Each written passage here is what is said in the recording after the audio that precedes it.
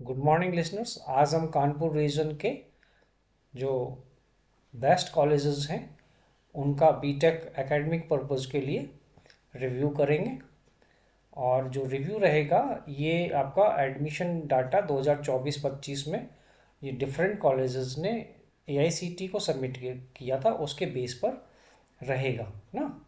Second is ये data based review है ना, एक्चुअल रिव्यू है।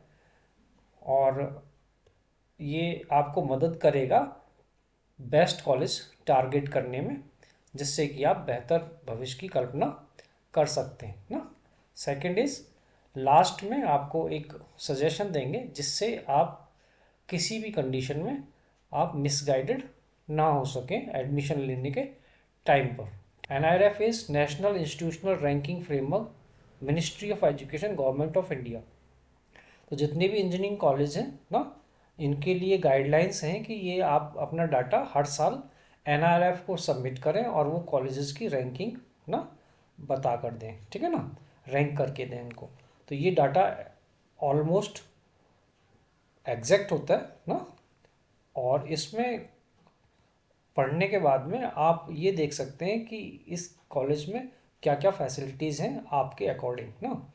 तो हम बीटेक कोर्स को रिव्यू कर रहे हैं ना, तो इसका हम रिव्यू करेंगे 2023-24 में जो बैच पास आउट हुआ था वहाँ तक का इसका डाटा है। 2025 का एनआरएफ का डाटा है ये, ठीक है ना, 2025 में पब्लिश हुआ ये। तो 2024 में जो लोग पास आउट हुए थे तो वो 2020 में एडमिशन लिए थे, राइट। तो इनमें से 757 बच्चों ने एडमिशन लिया, लेटर एंट्री से 62 लिया बीटेक बच्चों ने, अंडर ग्रेजुएट प्रोग्राम्स ना। 729 बच्चे इसमें से मिनिमम स्टिपुलेटेड टाइम में पास आउट हुए। उसमें से 638 स्टूडेंट्स का प्लेसमेंट हो गया with average salary of 6.5 lakh per annum, ठीक है। सेमिनार वर्कशॉप होते हैं या नहीं होते, ये कराते हैं नहीं कराते, यहाँ से पता चलता है। ऑपरेशनल एक्सपेंडिचर आप देखेंगे, इसके अंदर में आपका सेमिनार वर्कशॉप कॉन्फ्रेंस ना गिवन है ना यहाँ पर। तो इसमें ये 13,10,216 रुपीज़ 2023-24 में इन्होंने एक्सपेंसेस दिखाए हैं। उससे पहले भी इन्होंने ना 4 लाख समथिंग यहाँ दिखाया है, यहाँ पर 1 लाख समथिंग यहाँ दिखाया हुआ है, ठीक है। तो ये अच्छा खासा अमाउंट सेमिनार वर्कशॉप कॉन्फ्रेंस पर आपके खर्च करते हैं, यहाँ पे बच्चे का अपस्किलिंग होता है, ठीक है ना। दूसरा ये कि स्पॉन्सर्ड प्रोजेक्ट्स और कंसल्टेंसी प्रोजेक्ट्स अवेलेबिलिटी ना। तो इस स्पॉन्सर्ड प्रोजेक्ट्स में क्या होता है कि जो गवर्नमेंट की एजेंसीज़ हैं वो कॉलेजेस को आर&डी प्रोजेक्ट्स देती हैं, करने के लिए फंड देती हैं, जिसमें फैकल्टी उस प्रोजेक्ट को करती है और फैकल्टी बच्चों को भी उसमें इन्वॉल्व कर सकती है। तो आपके बच्चे का या आपका उसमें अपस्किलिंग होगा विद लेटेस्ट टेक्नोलॉजी, जिससे एम्प्लॉयबिलिटी के चांसेस बनते हैं, ठीक है ना। तो ये फैसिलिटीज स्पॉन्सर्ड प्रोजेक्ट्स इनके पास में अच्छे खासे हैं, दैट इज़ 131, ठीक है ना, फ्रॉम डिफरेंट 16 एजेंसीज, ठीक है ना। और हैंडसम अमाउंट है ये, ठीक है। तो ये फैसिलिटी यहाँ पर अवेलेबल है। नेक्स्ट इज़ फैकल्टी क्वालिफिकेशन, और ये इनका पीएचडीज हैं, ठीक है ना। तो ये है एचबीटीयू का क्या नाम है आपका एकेडमिक्स के बारे में। कौन कौन सी ब्रांचेस हैं अभी इस 25 में इन्होंने डाटा सबमिट किया ना, एचबीटीयू ने एआईसीटी के लिए ना। तो इनके पास में 13 ब्रांचेस हैं। अंडर ग्रेजुएट प्रोग्राम्स को देखेंगे आप, यहाँ से स्टार्ट होते हैं इनके ना। ये इनका यहाँ से लेके यहाँ तक इनका अंडर ग्रेजुएट प्रोग्राम यहाँ तक है, ठीक है। तो ये 13 ब्रांचेस हैं। अगर इस चीज़ को देखें, केमिकल इंजीनियरिंग का जो यहाँ पर ब्रांच है, ये मेरे ख्याल से नॉर्थ इंडिया में सबसे बेहतर ना इंस्टीट्यूट है केमिकल टेक्नोलॉजी के लिए, ठीक है, या केमिकल इंजीनियरिंग के लिए, ठीक है ना। तो इसमें अगर एडमिशन केमिकल में लेना है तो आप कॉलेज को ज़रूर फोकस करें। दूसरा ये कि आप इसमें देखेंगे जो इनटेक है इनका, और जो एनरोल होता है, जो एडमिशन हुआ है यहाँ पर है, जो इनटेक अप्रूव्ड है वो यहाँ पर ना। तो इसमें आपका अंडर ग्रेजुएट प्रोग्राम के अंदर में बायोटेक्नोलॉजी 60 का इनटेक अप्रूव्ड था, 64 एडमिशन हुआ। केमिकल 82, केमिकल टेक्नोलॉजी बायोकेमिकल 54 ना, this is chemical technology food technology 62, leather technology के अंदर केमिकल के अंदर में 10 out of 30, then chemical technology oil technology 62, chemical technology paint technology 65, chemical technology plastic technology 62, civil 85, computer science engineering 88, electrical 91, electronics 80, information technology 90, mechanical 82। ठीक है ना, ये admission है। ब्रांचेस जो इनटेक है इनका उनसे ज़्यादा इनका एनरोलमेंट होता है। ठीक है ना, तो यहाँ पे एडमिशन लेने में काफ़ी कंपटीशन है, except the few chemical leather technology के अंदर इजीली आपको एडमिशन मिल जाएगा। ठीक है ना, दूसरी कौन सी ब्रांच है जहाँ पर आपको इजीली एडमिशन मिल सकता है, यहाँ पर जो खाली रह जाती है, that is chemical technology biochemical engineering. ठीक है ना, 60 का इंटेक है, 54 एडमिशन्स में। ठीक है, next is your Ambedkar institute of technology for दिव्यांगजन। ठीक है ना, तो इसके अंदर में जो ये भी गवर्नमेंट इंस्टीट्यूट है और इसके अंदर एडमिशन्स जो हैं बायोटेक्नोलॉजी के अंदर में 60 का इंटेक है, 21 हुआ। केमिकल के अंदर 60 का इंटेक है, 50 हुआ। और कंप्यूटर साइंस इंजीनियरिंग 60 का है, 83।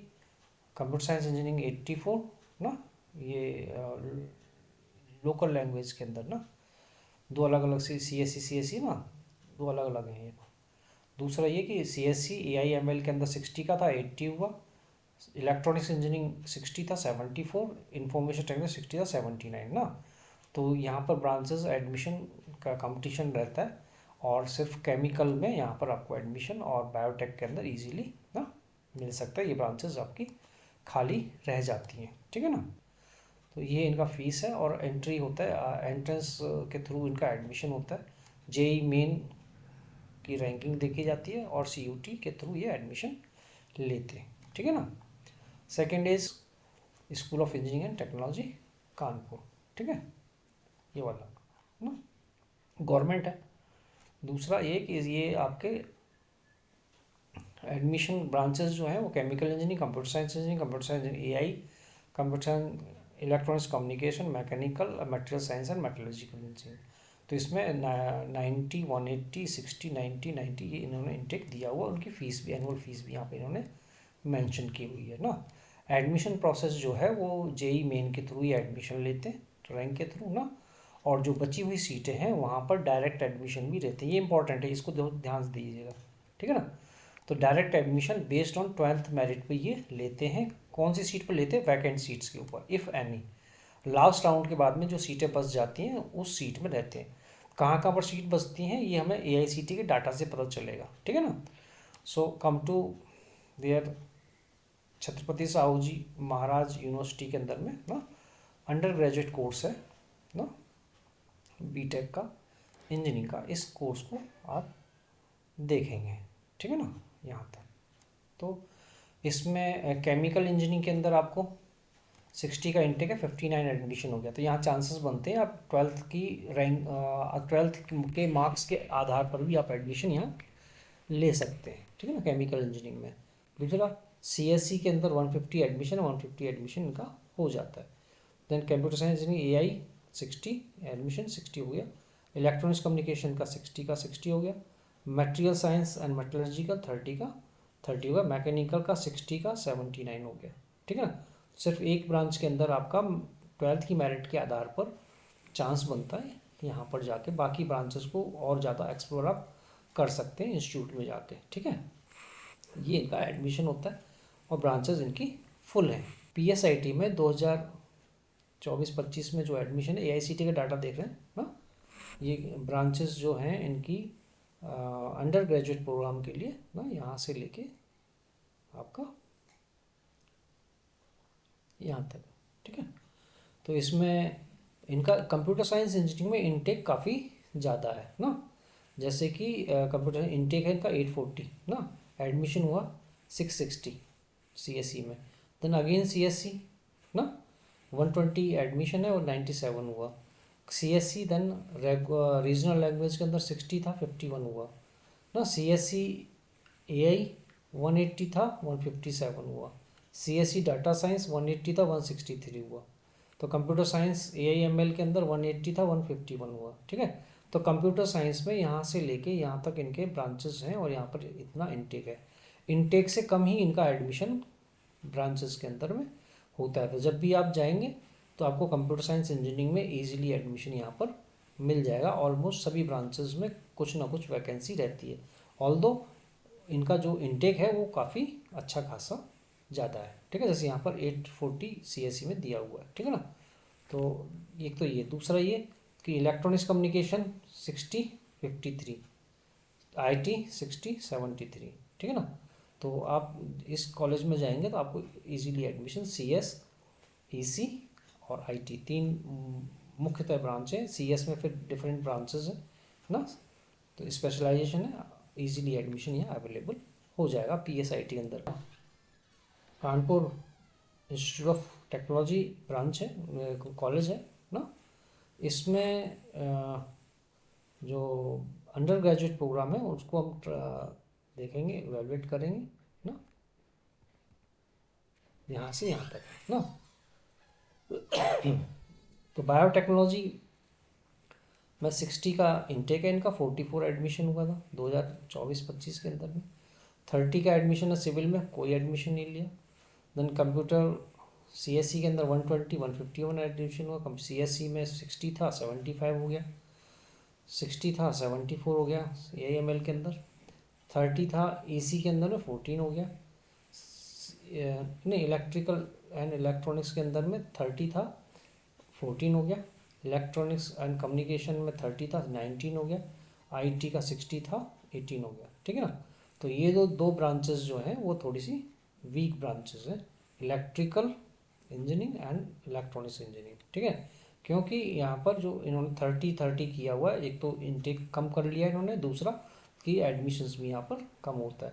तो कम होता है तो नंबर ऑफ़ फैकल्टी भी यहाँ पर उसी हिसाब से उसी रेशो में रखी जाएंगी। ठीक है, दूसरा कि जो pro branch specific seminar, conference, workshops ना, ये फैसिलिटीज़ जो होंगी वो वहाँ पर थोड़ा सा कुछ कमी आ जाता है, ये देखने में आता है। ठीक है ना, क्योंकि नंबर ऑफ स्टूडेंट कम है तो उस आधार पर ही दूसरी फैसिलिटीज़ में कहीं ना कहीं रिलैक्स कॉलेज हो जाता है। इस तरह से निकल के आ रहा है। बाकी ब्रांचेस में इनका कंप्यूटर साइंस में इनका फुल है, सिविल में इन्होंने कोई एडमिशन नहीं लिया। ठीक है ना, देन कंप्यूटर हाउस के अंदर में, इंस्टीट्यूट ऑफ टेक्नोलॉजी के अंदर में आपका कंप्यूटर साइंस इंजीनियरिंग में 180 का इनटेक है, 145 हो जाता है एडमिशन।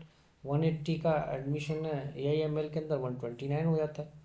CSE 30 था, 21 हो गया। एंड मैकेनिकल में 30 था, 12 एडमिशन हो गया। ठीक है ना, तो ये ब्रांचेस मोस्टली ये कंप्यूटर साइंस पर ज़्यादा फोकस है इनका ना। देन दो ब्रांचेस और रन कर रहे हैं, electronics and communication and mechanical engineering.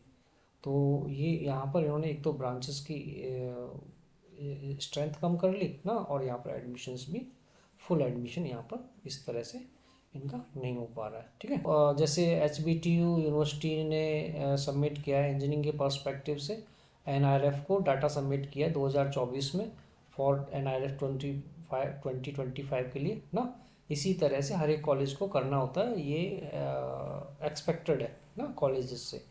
तो ये उनके पास में डाटा अगर मिल जाए तो बहुत अच्छी बात है। आप इस डाटा की शीट जब भी एडमिशन लेने के लिए जाएं ना, तो वह आप उन एडमिशन सेल से मांग लें कि हमें NRF का डाटा है 2025 का, अगर 26 में एडमिशन ले रहे हैं तो। ठीक है ना, तो 2025 का आप डाटा उनसे मांग लें, उनके पास में संभवतः होना चाहिए। ठीक है ना, अगर वो आपको डाटा मिल जाता है तो आपको एक्चुअल सिचुएशन ये पता चल जाएगा कि वहाँ पर एवरेज सैलरी ना, प्लेसमेंट कितना है एक्चुअल में। ठीक है, अदरवाइज़ क्या है कि जो वेबसाइट्स हैं वहाँ पर जो आपके पोस्टर बॉयज़ होते हैं या फिर हाई सैलरी में जो प्लेस होते हैं 4-6 लोग, उन्हीं को प्रोजेक्ट जनरली किया जाता है। उससे आप क्या नाम है एक्चुअल सिचुएशन पता नहीं कर पाते। ठीक है ना, तो यहाँ से आपकी एक्चुअल सिचुएशन पता चल जाती है। ठीक है, एक तो डाटा ये ले लें। दूसरा कि आप ये पता कर लें कि भाई यहाँ पे सेमिनार, वर्कशॉप और कॉन्फ्रेंसेस वगैरह के लिए वर्कशॉप यहाँ पे पैसा कितना खर्चा कॉलेज करता है। ठीक है ना, तीसरा ये कि आपका अपग्रेडेशन, स्किल अपग्रेडेशन होगा या नहीं हो पाएगा, क्योंकि अगर एक्सटर्नल प्रोजेक्ट्स हैं, स्पॉन्सर्ड प्रोजेक्ट्स हैं कॉलेज के अंदर में, तो इजीली आपका स्किल अपग्रेडेशन हो जाता है, क्योंकि प्रोजेक्ट्स के अंदर आपको फैकल्टी इन्वॉल्व कर लेती है। ठीक है ना। चौथा ये कि जो क्वालिफिकेशन है फैकल्टी की, वो आपको पता चलती है कि फैकल्टी कितनी क्वालिफाइड है। जितनी ज़्यादा पीएचडीज होंगे इतनी ही ज़्यादा अच्छा कॉलेज होगा। ठीक है, क्योंकि जो पीएचडी फैकल्टी है वो रिसर्च करके आती है, रिसर्च पेपर्स पब्लिश करके आती है। ठीक है ना।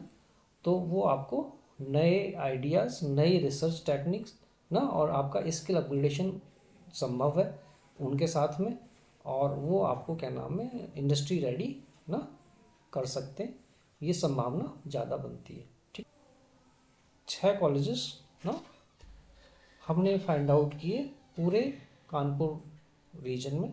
एक तो है आईआईटी को आपने एक्सक्लूड कर दिया है इसमें से। ठीक है ना, आईआईटी कानपुर दूसरे उस पैरामीटर्स में। ठीक है ना।